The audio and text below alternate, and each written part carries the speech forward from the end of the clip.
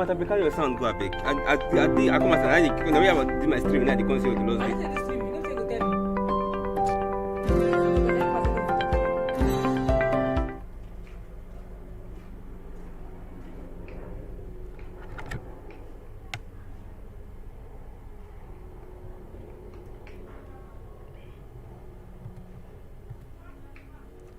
All right, so we are set to go live now.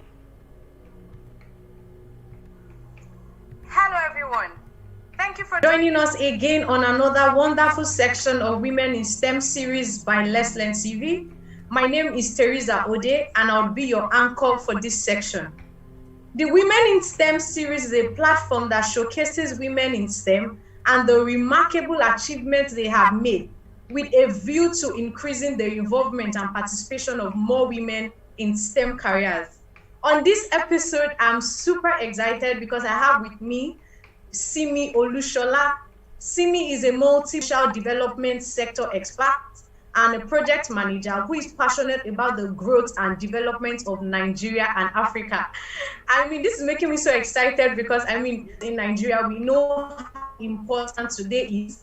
In case you don't know, today is Nigeria's 60th anniversary of independence. So today is supposed to be like, it is not supposed to be. Today is Nigeria's Independence Celebration Day. And we have someone who is passionate about Nigeria and Africa. And she's also the founder and the ED of Aspilos Foundation. So join me as we welcome Miss Simi on today's episode. We are so excited to have you here, Ma. Hi, thank you, Teresa. I'm happy to be here too. But yeah, I'm very passionate about Nigeria. This is the only country we'll eventually have, right? But maybe some people have dual citizenship, but you still be one of our country. And we have to develop it. So I'm happy to be here. Thanks for having me. Thank you so much. Okay. So before we get started into today's episode, I want Miss Simi to give us a background to her career. What do you do? How has your journey evolved? I read a bit of your bio and I was like, wow. So please just tell us a bit of how you started, where you are now. Well, okay, first, let me apologize. It's a bit noisy where I am, so I hope you can hear me well. Oh, my background. I studied physiology. Try to put up a bit so that we can hear your voice over the sound. Oh, okay. Is this better? Can you hear me better? Yes, I can hear you better. Thank you. Okay, great. So I'll just speak louder. Yeah, so I decided I was going to run my non-stop. I really wanted to work in the development sector as 2003. I knew that's what I was going to do with my life. I started volunteering at that age. I started volunteering with the local NGO. But so fast forward to 2015, end of 2015, October 9, 2015, I finally set up my own organization. I set up an organization and we started our first project, Apple Coders, which is where we work with young women in technology to bring more young women into technology. It's been an interesting journey so far. I started that organization I started with just passion, but I had to learn nothing along the line to be able to do a strong organization. So I'm particular about women in technology, to reduce the economic divide between men and women. And as a result of that, making Nigeria a much more prosperous country, and particularly about getting young people involved in government. So at Aspilos Foundation, we see us doing two things: getting young people to participate, increasing participation in government, and then the second thing is to help young people to help young women get more opportunities in skills, and they need to make more decisions. See us doing things like Apple Coders, and then we also run acceleration for micro. So my journey to the healthcare system, I also consult for development agencies, government, on these things as well, and things that are with respect to technology, with respect to enterprise development. And I think that sums it up. I'm a politician, part-time member of the party, and I intend to grow. So my passion for Africa, for Nigeria, it goes beyond development yet. So just to be able to fix things on a larger scale, using politics and government as a Okay, thank you so much. Okay, so now you've spoken a whole lot about your passion for Nigeria and Africa, and getting more women on board in technology, and also getting a lot of young people involved in politics and government, which I think is a very important conversation at this time. Okay, so just as I earlier said, today is an important day for us as Nigerians, and so if I may ask, how would you measure how far we have maximized technology as a nation?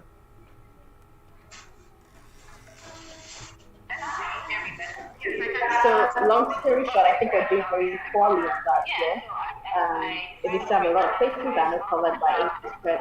So the national broadband plan is supposed to get us to 100% coverage, but we still have people very poorly. And on the government, just one main thing with the government to apply to building infrastructure.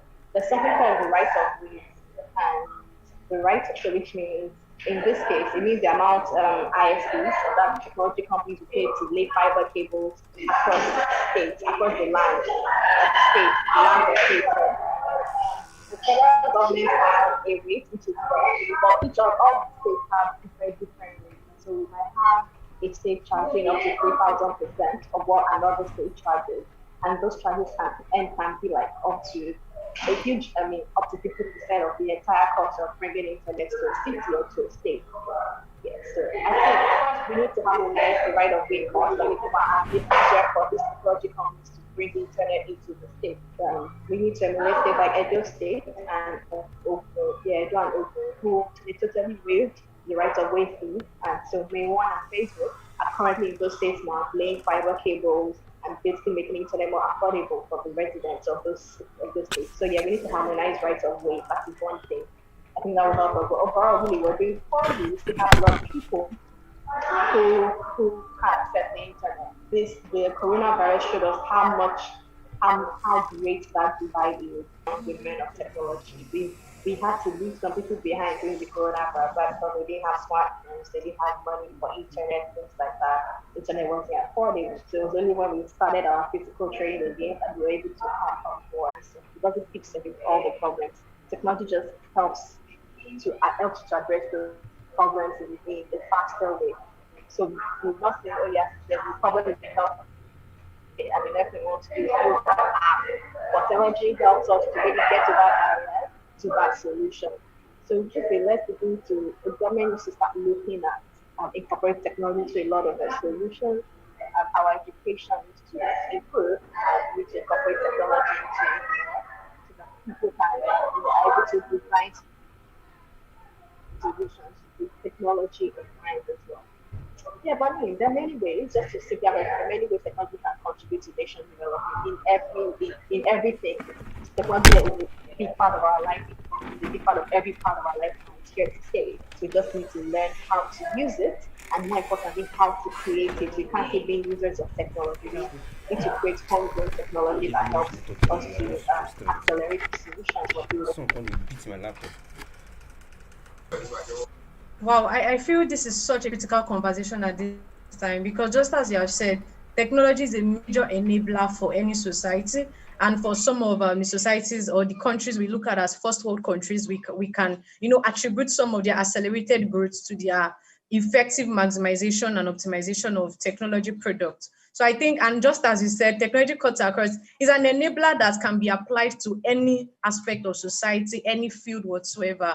And I think this is just so important at this time, even for us as a nation to start to, reconsider how much we embrace technology and create platforms to ensure that tech accelerates some of the things we have been doing manually. Okay, so now I want to switch a little bit from that to also talk about something that you already mentioned is very important to you. What is the role of women in nation building? I mean, I remember you said something when I asked you about your background, and you talked about the fact that we need both men and women to collaborate if we're going to get Nigeria to where we want it to be. So what do you think is the role of women in nation building?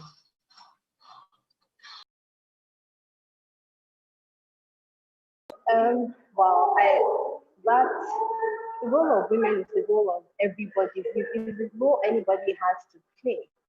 So every single thing a man or any other citizen does, that's what the role of a woman. Starting companies, generating income, being participating in politics, helping to develop policies, making decisions, and many more. That's the role of women. I'm trying to pull up an article I wrote now to show. If you can give me.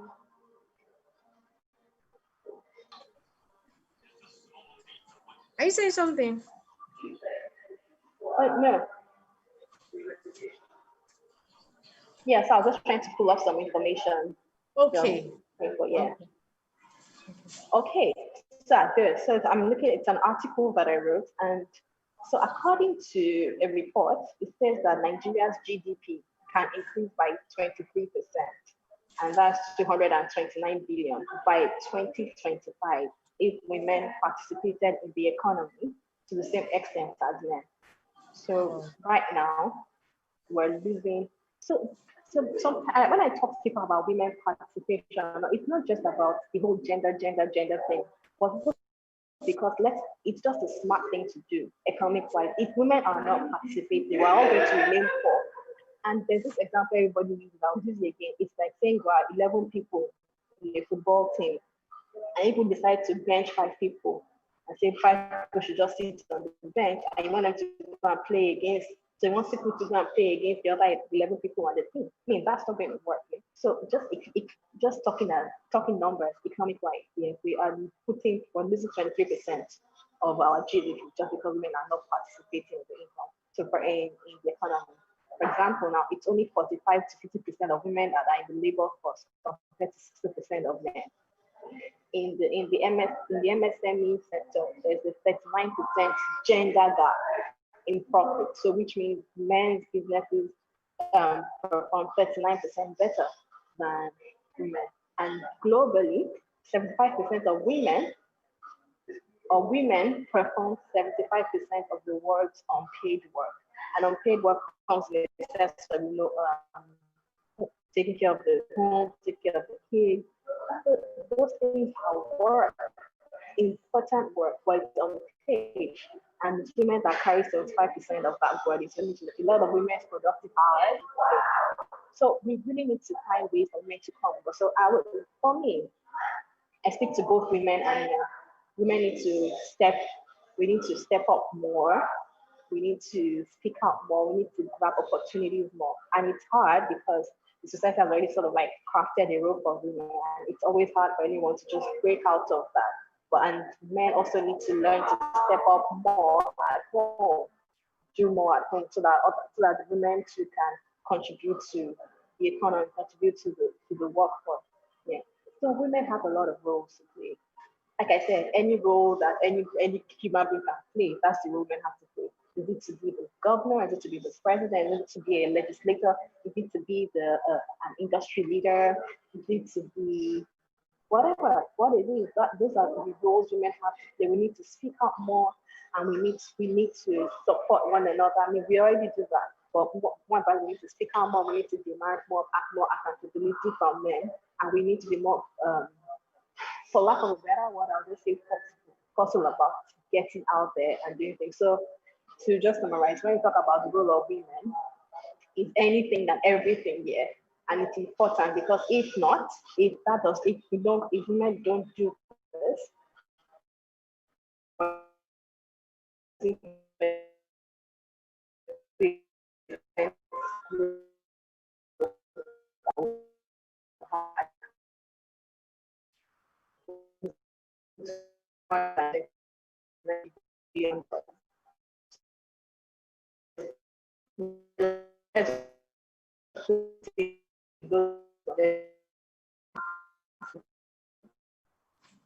Hello, Miss Simi. I think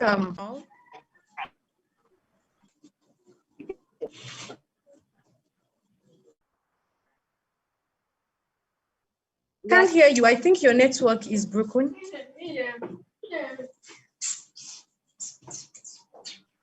I couldn't hear you. I lost you at some point. Okay, where did you lose me at? I lost you when you were talking about the need for women to, be more intentional about coming out there and showing up out there. That's really the summary of it all.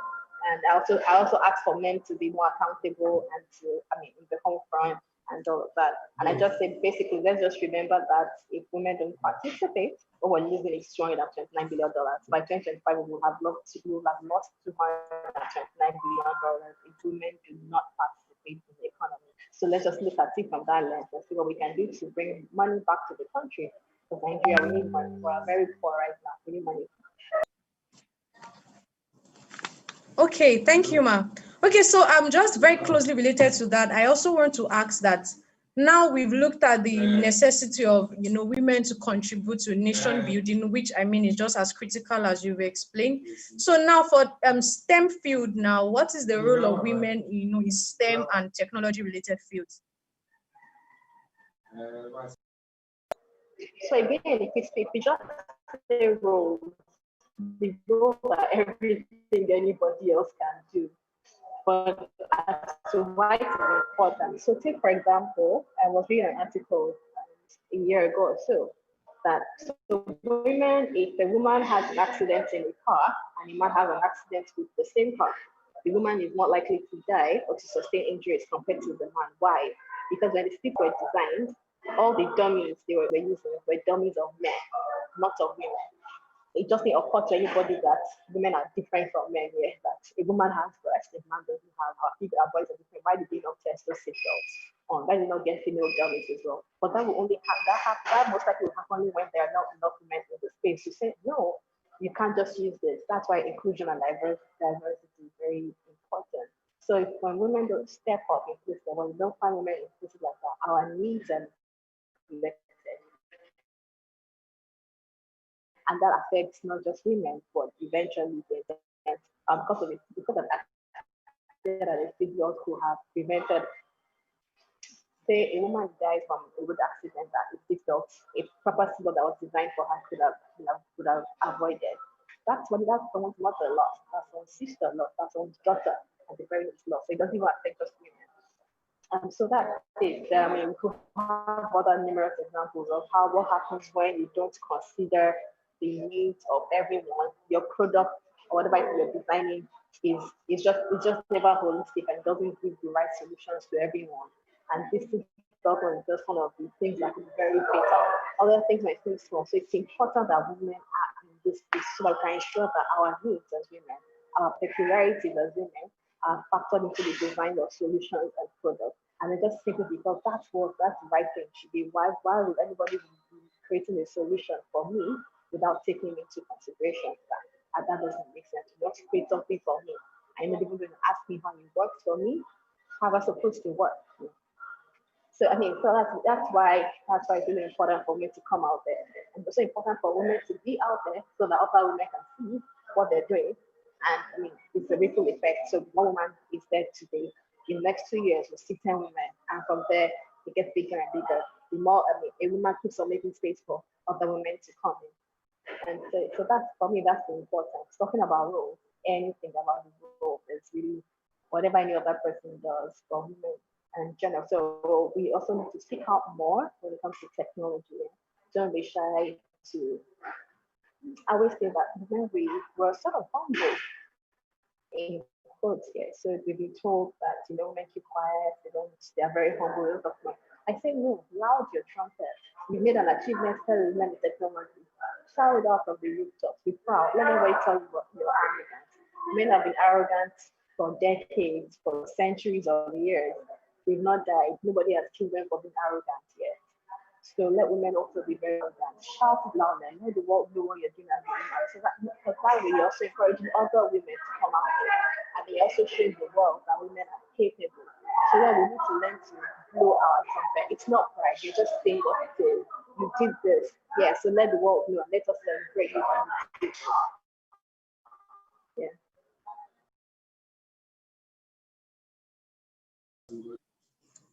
Okay, thank you so much for that answer. And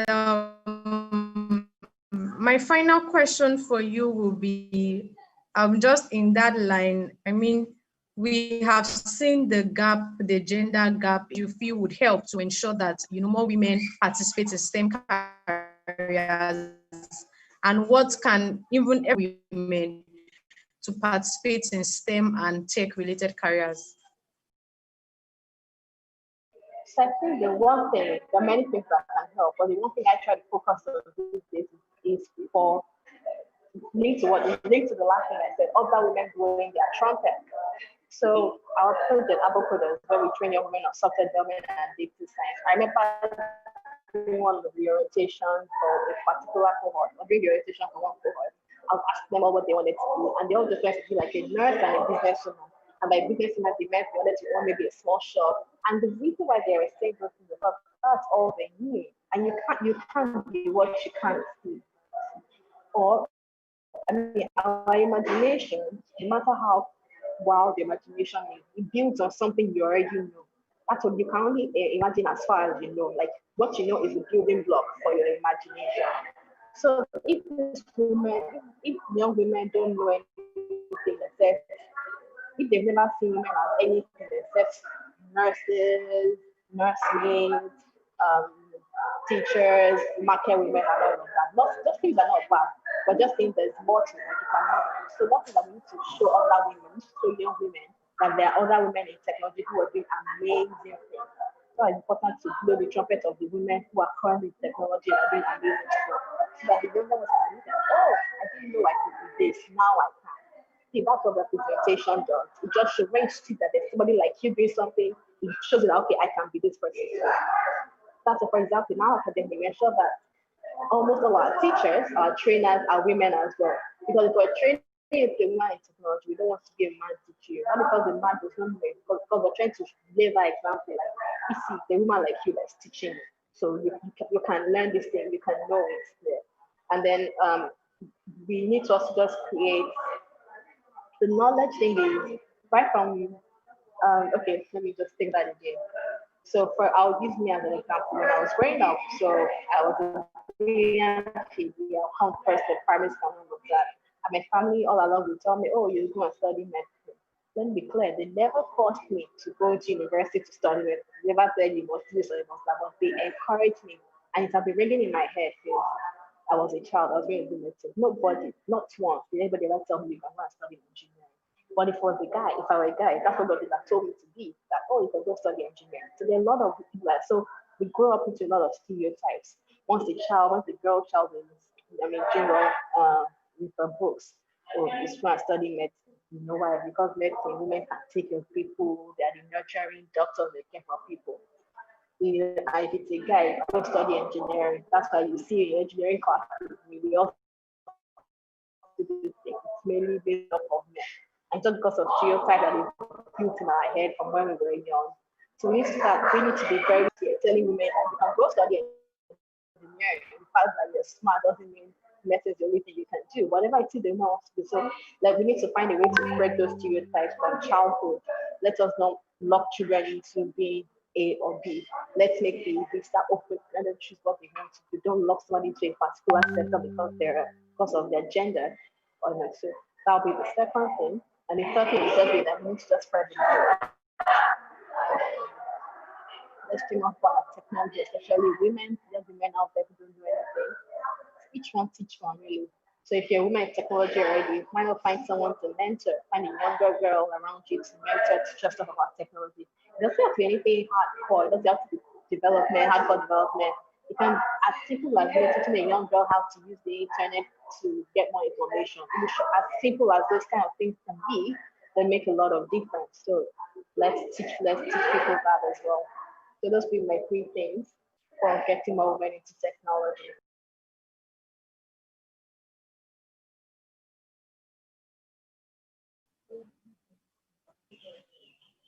Wow, I think what you said about having more women be as mentors and, examples that these things are doable is just so important, because just as you said, you see that, oh, maybe this woman invented this thing or this woman made this product, and, you are seeing the importance of that product in your everyday life. It sort of just gives you this kind of mind that, oh yes, I can also do the same. So I think this is just so important.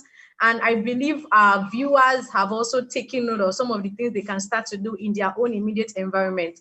You know, one of the interesting things, especially as regards nation building, is the fact that it's not just, you know, about having an idea of what to do, it's about actually doing it, starting from your own little corner. So wherever you are, whatever it is you can do, because I, just as Ms. Simi has also said, I went through some of the things Aspilos Foundation has also been doing, and things that each of us in our own little corners can start to do our own, you know, make our own little contributions to ensure that we get to the stage we want to get to. Thank you so much, Ms. Simi, for joining me on this particular episode. So I want to ask, do we have any questions from our viewers before we wrap up this section? So please, if we have any questions from our viewers, from our audience, please do well to send in your questions so that we can take your questions. So while we wait for the question, we'll take a quick commercial, and I'm sure that if we have any questions, we can attend to that before Ms. Simi